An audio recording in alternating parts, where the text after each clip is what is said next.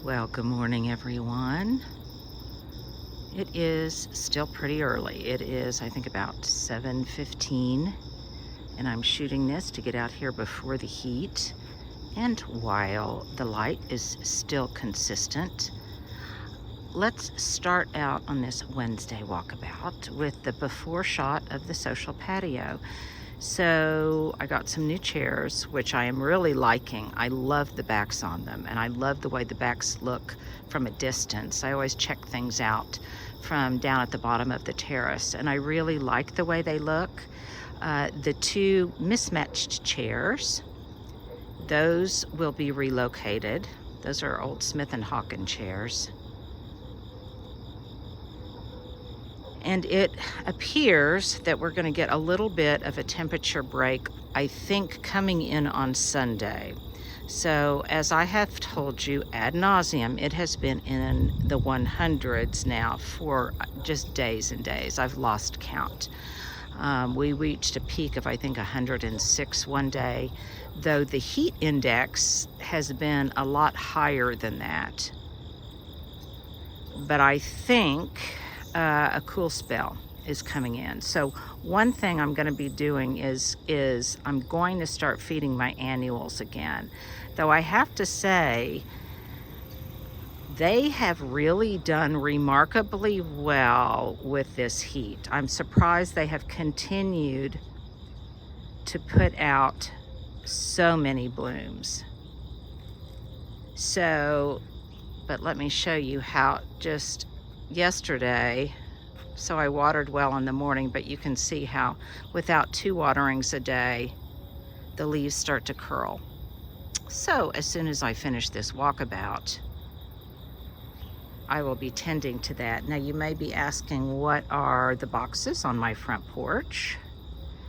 And some of those are the QVC stands that I'm going to be adding. I'm going to add a third plant terrace to the back, and I also ordered some for Leah to use inside her house, and of course I will share all of that with you. But even the window box, Hubs is still in bed, so yes, the curtain is still drawn. But even the window box is doing really well. Now the euonymus in there is a little fried on top.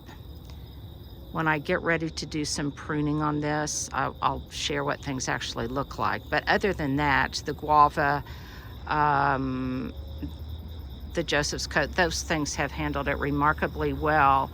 The peppers have produced, and they still have more buds, but there's leaf curl at the top just from the heat. So I'll be grooming that. You can see, however, that the tomatoes, and they're still fairly abundant, are still coloring up. But nevertheless, I will give it a trim. Again, now that temperatures are starting to subside, I'll give it a trim. I am going to come around here to the back, towards the back, and show you just how beautifully the things along the east side are doing. But let's take a break here so I can work my way without tripping as I carry the phone. Now look at all of those tomatoes. It would break my heart to cut all of those off right now, so I will wait. And look at all of these buds. So I'm going to wait until they do their thing, and then I'll cut this back and actually tidy it up, and then I may or may not leave it in there so that I get a fresh fall crop of these little tomatoes. And they're they're sun golds, and they are delicious. I cannot wait to get my planter boxes in the back planted.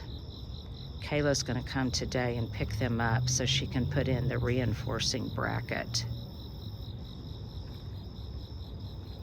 Now, I will say, so much of gardening is right plant in the right place, and I will say that definitely, and also because this is my eastern exposure, is also one of the better areas to garden. It always has been for me because it gets late afternoon shade. But look at how abundant the blossoms are in the moon dance. And this is what happens when they're in a better exposure area than, for example, the white weddings, because the white weddings get both full sun from all directions. This gets full sun from the east, but then in the late afternoon it gets shade. And even though these carnation encore azaleas are starting to, the flowers at least, are succumb to the heat, but nevertheless, look at how many buds they have put out. And I would say that by next year, by next spring, if not next summer, that these will probably almost be completely grown together in a beautiful hedge, which will not only be stunning, but it will also serve to kind of protect the moon dance hydrangeas and also keep the soil moist because it serves as living mulch. So I know some of you have commented, well, when I have so many things planted, that probably just steals the moisture from each other thing. And that may be true, but that's also partially offset by the fact that the plants themselves serve as living mulch and hold in the moisture.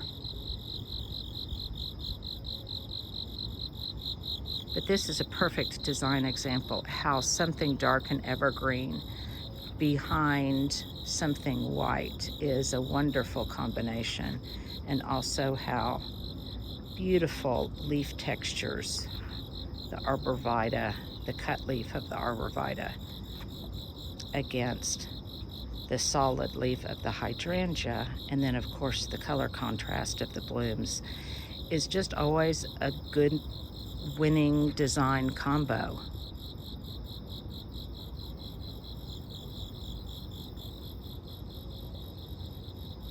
So I'm thinking if it still looks this good in the morning, when it's in 100-degree temps, then it should be that much more beautiful when the temperatures finally cool. So let's take a break and go around towards the upper terrace and see what's going on there. And look at how beautifully the ajuga is starting to mound. Well, so many of you sharp-eyed viewers noted that I had taken the stakes down from the trees, and I thought I had pointed that out to you, but I did not. I have left them on the October Glory maple up in the corner because that's a little bit windier and an area that is a little bit more exposed, but you can see that I did take them off of the red buds and off of these oak trees down here by the sidewalk. Now, one thing I'm doing this morning, because this area, I'll show it from this perspective, and then let me slowly turn and I'll show it from this perspective. This area is not irrigated. I do not water it. And yet it has remained pretty green. And that's because I don't mow it too short. So when temperatures get hot, you always raise your mower blades. The other area, and by the way, this is in need of a mow. The mowers come tomorrow. My pattern has been that the guys come and they mow with their regular mower, and then I use my reel mower in between. But I'm not even doing that now because that reduces the height, and I'm letting it have as much leaf coverage as possible because that keeps the roots.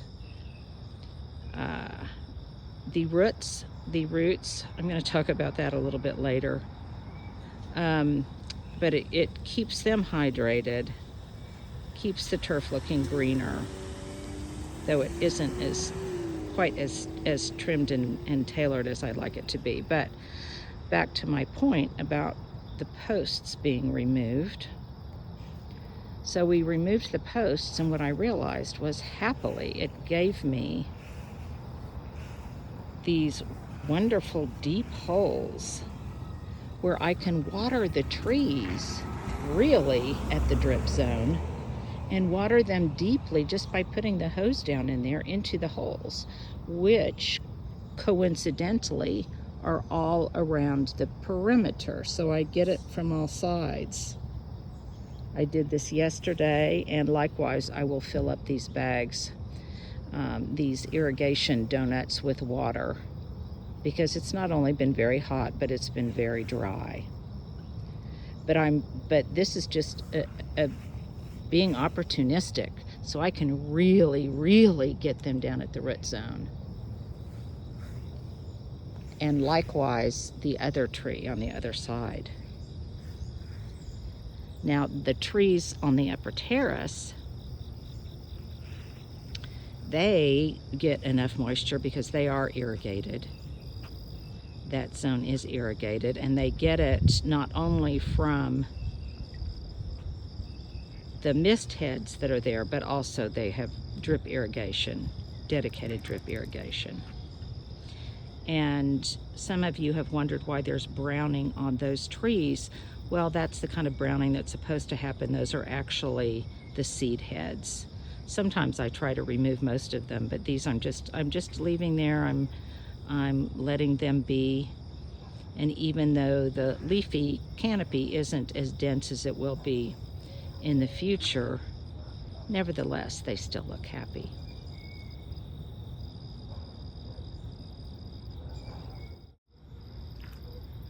Well, let's stay down here for a moment longer, because I think this vantage point, and I always say it and I'll say it again, hopefully you are not getting tired of these walkabouts, but indeed every day it's a different garden. Even as temperatures rise, I promise to always show you the good, the bad, and the ugly, and the hot and the tired.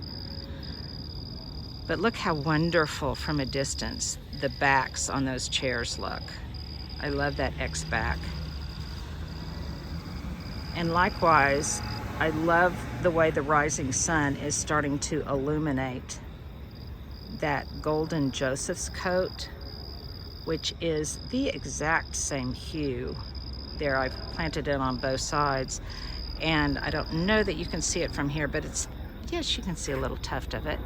It's almost the exact same hue as that hint of cold of the sunshine ligustrum, so I love that. And I really like the way there's a contrast and it illuminates all of the dark greens. And again, that lantana is just holding its own and looking pretty good, as are these urns at the bottom of the steps. So I will definitely be planting more lantana, even that I planted this year, next season, and I will be recording that in my garden journal. That is some of you asked, and I will do a video on the type of things that I record in my garden journal, and that would be one of the things that I will record. And by the way, I discovered, actually it's something Hubs has, a new toy that I'm going to be telling you about that will be the perfect accompaniment to your garden journal, which is coming out in November, and I'm so excited. And as I've always said, I'm excited to have it out, but I'm so excited to put it to use, because there are so many things I want to record. But there you can see that sunshine is just almost the identical color as the Joseph's coat. And I am going to try, I don't know if I'll be successful, but I am going to try to dig this Joseph's coat up and overwinter it, because it's the size of small shrubs now.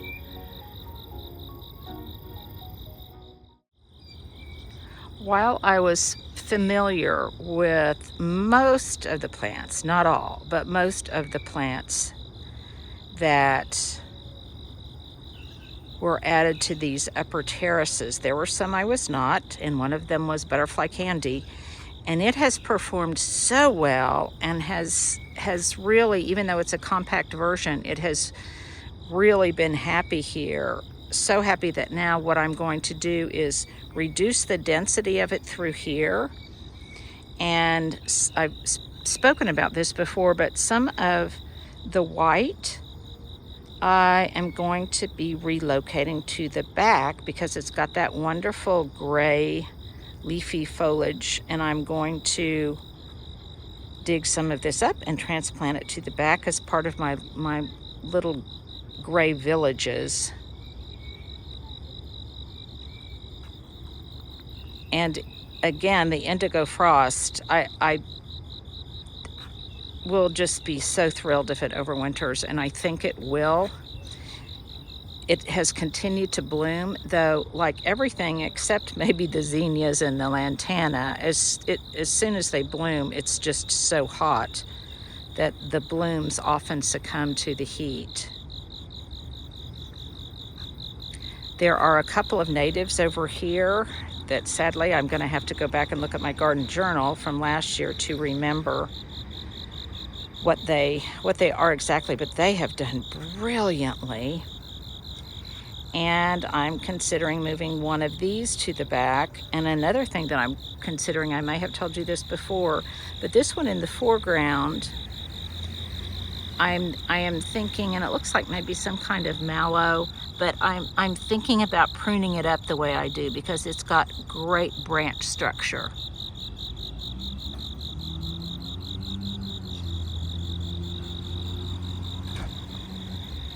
So as always, I will steal from Peter to pay Paul, though I do have some more plants coming in September, mid-September. Not a lot, but some that I'll be planting in the back.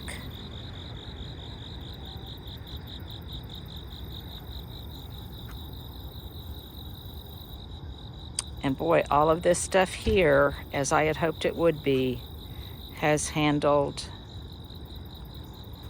a summer in Oklahoma like troopers. It's time to give this boxwood basil another trim because you can see how it's starting to set flower and go to seed again.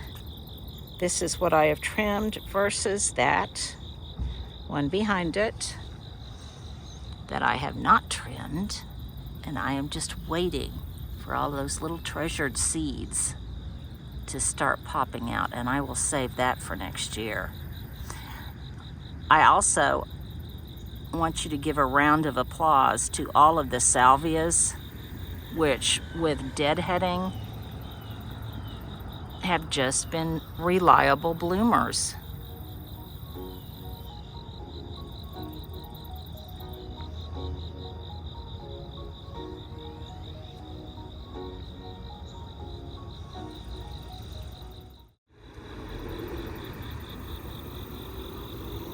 One thing, and I'm going to do, I think, a whole segment on this. One trio that I have just loved on Autumn's Edge is this kaleidoscope Abelia, the orange rocket barberries, and the fire chief arborvitaes. And these are not near their mature size. There's the school bus. And they are just going to be spectacular. Well, they already are, but they're going to be spectacular this fall. I think that maybe the lavender of the butterfly candy is my favorite color.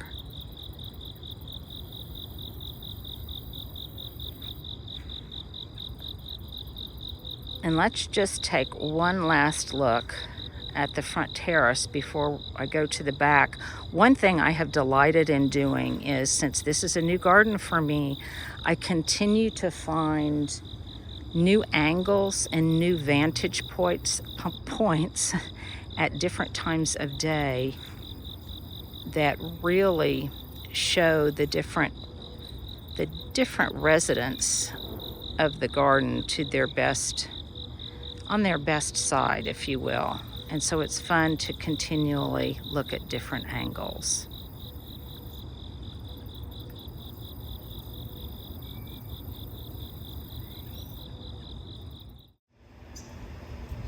Well, I have worked my way to the back, and typically when I am not shooting this, can you hear the kids go by? They're on their way to school. This group is on their bikes. Normally, I'm sitting outside with my cup of coffee and watching the kiddos go by. They are just as cute as can be. So here's what's going on back here. It may not look like much has been done. As I said, Kayla is going to come and collect those planter boxes to reinforce them. But what is finished are the steps. So they have now been faced in that gorgeous brick. I mean, it is these turned out even more beautiful than I could have anticipated. Manuel and his guys just did a great job. And they now have the sealer on them, which means I can kind of start staging them. Where that elephant bush plant is where a Japanese maple will go.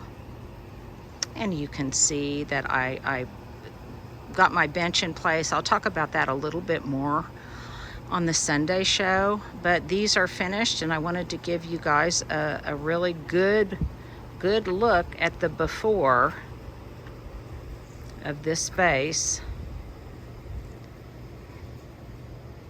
before I start staging. You can see I did clean up and moved a bunch of the pots. Yes, someone had asked if that window is still going to be changed out, and yes it is, but I really wanted to wait till all this stuff in the back was finished before we tackled that. And then our next big project will be this side, and there's not going to be a whole lot going on over here. Mostly it's going to be dirt work and getting things leveled, hooking up my rain barrel. Excuse me. Something is making me sneeze. Just getting this all tidied up. And this is work that I'm very anxious to get done, but it is icing on the cake kind of work. The major stuff has been completed. The little Miss Figgies are in the ground, and they are the happier for it. I harvested 4 figs this week, and now I need to just start staging some things. I did want to show you that I talked the other day about pruning and not pruning back some things, but I did prune back hard both of the sweet olives in these containers, because I'm going to try to plant those in the ground and see if I can get them to overwinter. So I pruned those back hard to control their size. And I did another container of all of this coleus and things that I had taken cuttings of to start a new pot, and I'll probably do more of that today, so this fall I'll have multiple pots. The topiary definitely need a trim. Lots of things back here need some time and attention, but it's just been a little bit warm to do that. And the interesting thing is, and the disturbing thing is, it hasn't been cooling down at night. Now it's finally about 80 this morning, but the other night someone was telling me they went out at 10:30 and it was still 101. Plants do not like that. I'm also anxious to get all of these big bags of mulch and things out of the way so I can really kind of get a feel for what this whole space will look like when it is not, when it's not housing all sorts of just mulch and gravel and tools and wheelbarrows. One good thing about this heat is, boy, does it speed up the composting process. So mine is filled to the brim. I've continued to compost with my Mantis compost tumbler here, and it will have its own defined space before too long. So I'm gonna come over here and just go through all these uglies, show you my uglies. And normally, well, I would say 50% of the time, Hubs pretty much always uses this pathway. On the west side, as you can hear it, near the air conditioner, there is a concrete path that goes all the way from the front to the alley. And this is a much, albeit less attractive, but much more foot-sure way to get from the front to the back. There's all sorts of, like there's tree volunteers, I need to dig those out. And this is just where I have stored all of my junk, and what does not get used in the back will be gifted or temporarily stored, but a lot of it's just gonna go away. But I've just kept it here crammed in this space until I decide what I'm going to use and what I am not, what I want to keep and what I don't want to keep. And it's been actually a very practical storage area. Now, you guys had a number of questions and points I thought I'd address, maybe in an extra video on Friday, related to my do's and don'ts, or actually my don'ts. I'll show you from this perspective. And someone was asking me what I was going to do with the garage. Well, I'm going to clean it out and park my car in it. I haven't been able to do that because there's been so much work going on.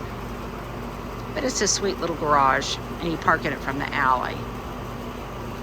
So that's pretty much all for this Wednesday walkabout. I guess I'll close with the question of the day. Can you believe all of this has happened just since we moved in December 27th? I'm kind of pinching myself. So with that, my air conditioner, which seems to be running nonstop, and my junkyard, we bid you adieu and a happy Wednesday. So here's what it looks like from the top of the steps. It already, even though it's hot and it's not finished, it still looks kind of green and lush back here, even though I've got very little planted. But just look at how beautiful these steps are from this vantage point. Truly, truly, they are such great craftsmen. Need to hook up my water barrel. And then this over here is where I put that bench with the log rack on top of it, which will be a wall of wood.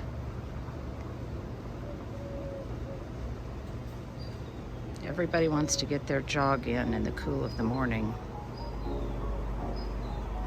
But just imagine, if you will, what this will look like when everything is planted and hoses are put up and the rest of the flagstone is buried and mulched, and those things are not in pots and they are in the ground. One can dream.